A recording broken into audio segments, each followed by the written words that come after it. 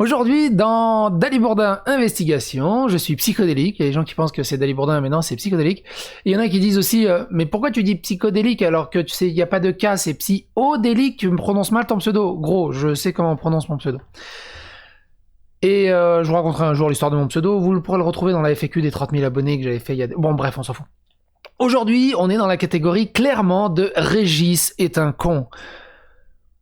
Un directeur créatif de Google Stadia a sorti une énormité sur les réseaux sociaux, sur Twitter, hein, évidemment tout se passe sur Twitter, et ce cher Alex Hutchinson a sorti en gros que les streamers devraient payer pour pouvoir streamer les jeux qu'ils développent. Ils devraient être taxés. Ils devraient payer une licence. Ah, déjà, ils ont acheté leur jeu. Donc, quelque part, ils ont payé la licence. De l'autre côté, quand vous appelez des streamers pour leur faire des OPSP, c'est vous qui les payez en plus pour streamer les jeux. Et au-delà de ça, il y a aussi des petits jeux qui sont incroyablement mis en avant et qui auraient jamais été achetés si les streamers ne s'étaient pas collés dessus. Notamment, je pense à Fall Guys ou encore Among Us récemment. Bref. Il s'enfonce tellement loin que Google Stadia lui-même dit gros, nous on n'a rien à voir avec lui, il a un peu dérapé, mais nous évidemment qu'on est en symbiose totale avec le monde des streamers, on vous aime, les messieurs les streamers. Donc déjà Google Stadia avait une image un peu compliquée, il vient de rajouter un peu de chantilly sur le gâteau.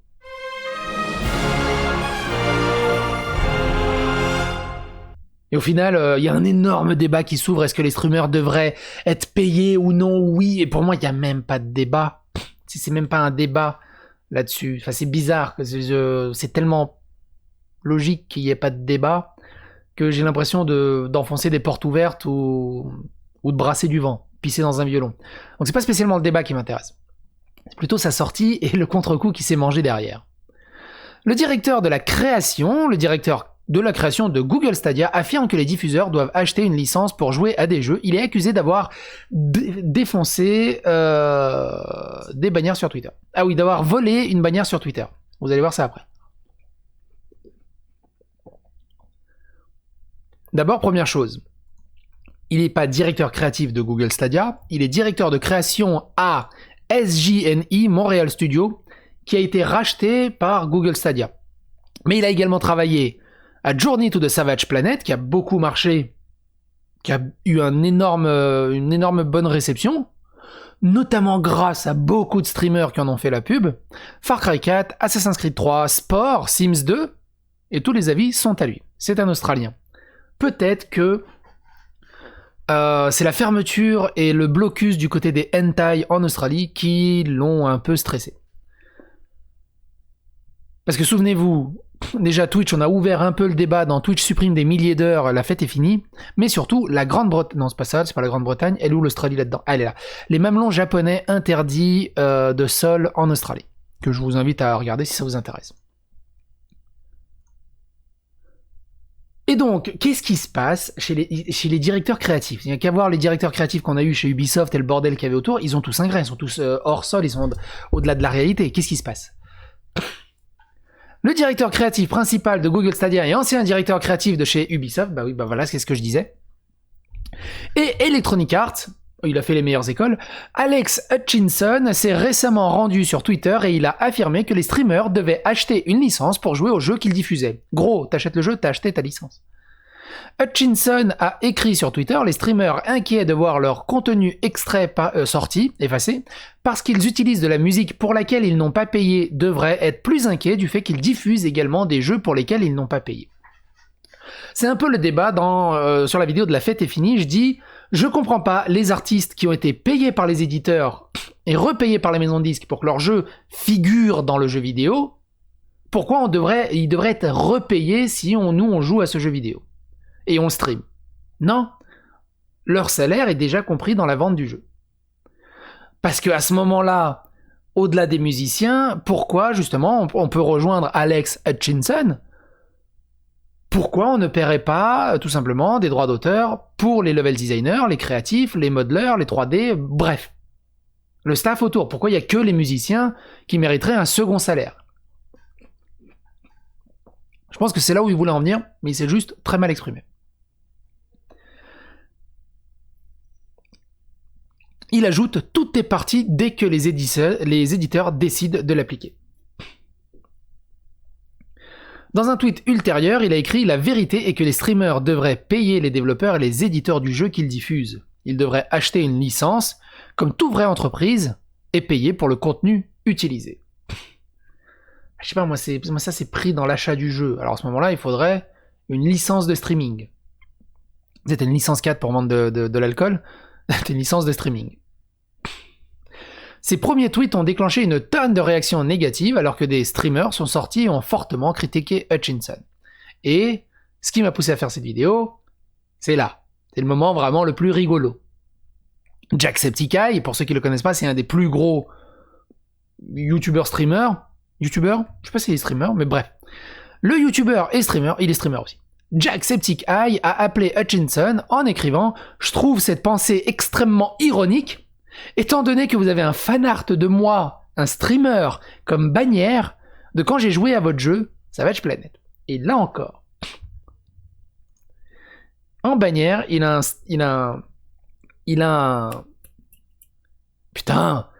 un fanart qu'un fan a fait à Jacksepticeye, mais il a trouvé tellement cool de la mise en avant de Savage Planet sur lequel il a travaillé, mais aussi c'est Jacksepticeye, et là en bannière. Mais vous voyez ça?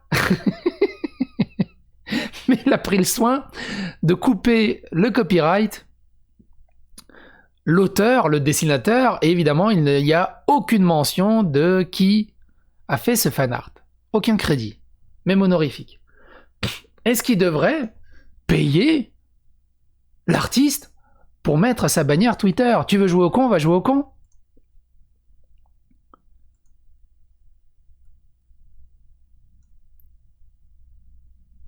Il a ajouté: vous avez même rogné le watermark, le filigrane dans la bannière et ne leur avez donné aucun crédit pour cela. C'est très hypocrite.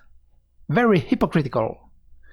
L'artiste de ce dessin, l'utilisateur Twitter RareMacP, ajouterait: waouh, quoi qu'il en soit les gars, l'art qu'il utilise comme bannière est de moi. Non, il ne m'a pas demandé ma permission, ni ne m'a accordé du crédit pour l'art. Il a cependant rogné mon filigrane, ce que j'apprécie beaucoup. Et moi, ça sert, il n'y a plus de débat en fait. Il n'y a plus de débat. Quand tu reproches aux autres ce que tu n'appliques pas à toi-même, il n'y a pas de débat. Au moment de la rédaction, l'image fait toujours partie de la bannière Twitter de Hutchinson, comme vous pouvez le voir ci-dessous. Le streamer et le joueur XQC a répondu avec ce qui semble être une photo d'un mur. Il est au pied du mur. C'est au pied du mur qu'on voit le mieux le mur. Le streamer DantDM a répondu en écrivant: terrible prise de parole. La quantité d'exposition que les streamers et les youtubeurs donnent au jeu simplement en y jouant vaut une somme importante à elle seule. Certains jeux sont commercialisés uniquement par l'intermédiaire d'influenceurs car ils sont si puissants et fonctionnent. Il y a eu un débat aussi qui est assez intéressant de ce côté-là. Il y a des jeux qui sont surhypés par des streamers, notamment Among Us, Fall Guys et ce genre de jeux.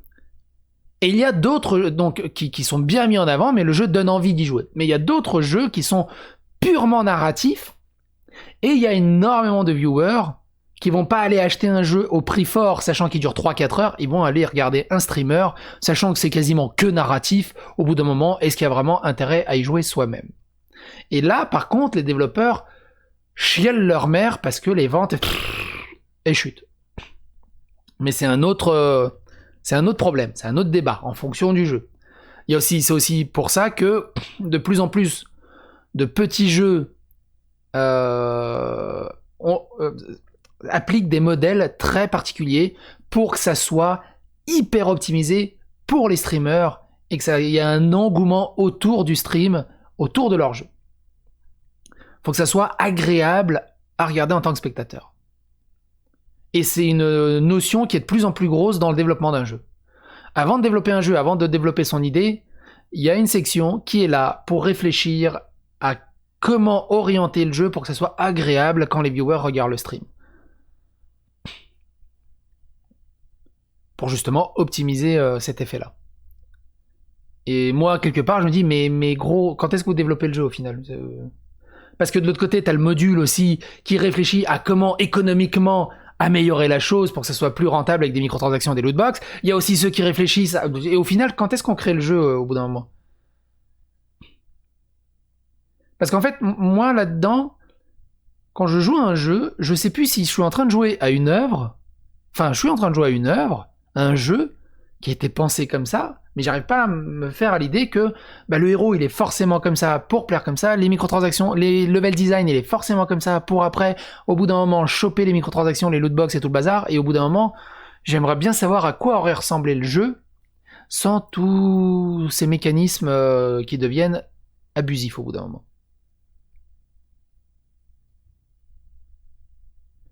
Le streamer, quant à lui, Twitch Darkseid Phil alias DSP a expliqué à Hutchinson, c'est un travail de transformation.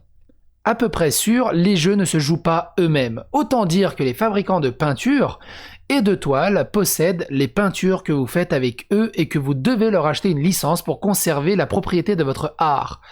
Et vous êtes dans l'industrie. Mais bordel que t'es con. Je suis pas sûr qu'on puisse comparer ça à de la peinture.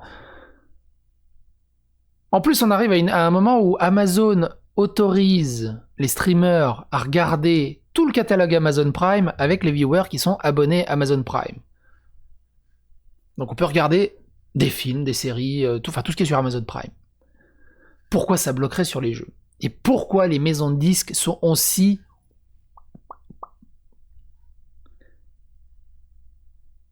Malgré la critique écrasante des déclarations originales de Hutchinson, il doublerait plus tard en écrivant « C'est étonnant pour moi que les gens soient contrariés parce que quelqu'un a dit que les créateurs de contenu devraient être autorisés à gagner une partie de l'argent d'autres personnes utilisant leur contenu à des fins lucratives. » Ce qui les saoule, c'est qu'il gagne de l'argent. Lui, avec sa bannière, du coup, il gagne pas d'argent.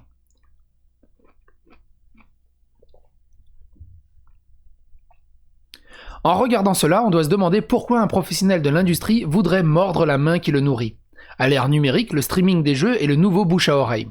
Le streaming influence les décisions des consommateurs comme jamais auparavant. La pratique la plus courante avant d'acheter un jeu est de regarder un streamer y jouer. Et j'en fais partie. Pas un streamer et youtubeur, enfin d'une vidéo.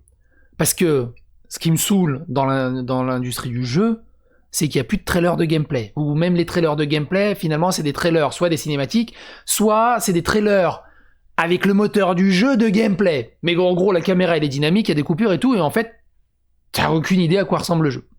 T'es obligé d'aller voir un youtubeur, un streamer qui joue au jeu pour dire « Attends, ça, c'est vraiment bien ou c'est juste le trailer qui est vachement bien ?» Donc je fais très souvent ça. Que le jeu soit encore en développement ou déjà sorti, un gameplay en temps réel approprié à l'écran détermine ou rompt souvent la décision d'achat. Il y a plein de jeux que j'étais hypé, j'ai vu le gameplay, je fais... Et inversement, j'étais pas hypé, j'ai vu le gameplay, je fais oh, lui je le veux. Il y a aussi l'aspect des guides de jeu. Il était une fois, les joueurs se rendaient dans une boutique locale et prenaient un guide de stratégie. Désormais, un joueur qui est perplexe à un niveau peut simplement consulter YouTube ou Twitch pour obtenir la stratégie dont il a besoin.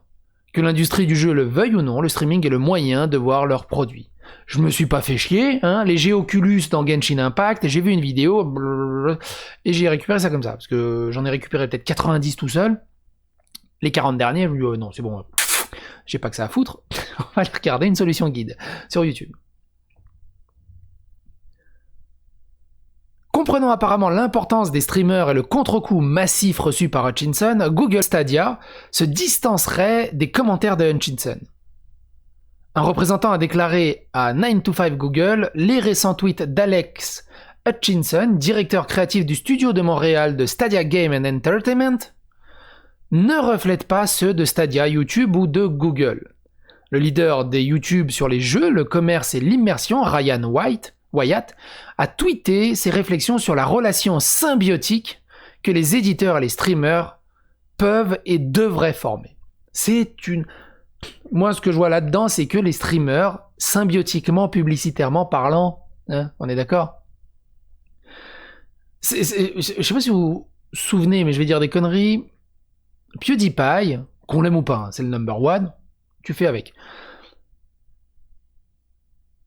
il a joué, il y a quelques années, hein, il a joué à Skate 3, et par le simple fait d'avoir joué à Skate 3, il a donné envie à tellement de monde d'acheter le jeu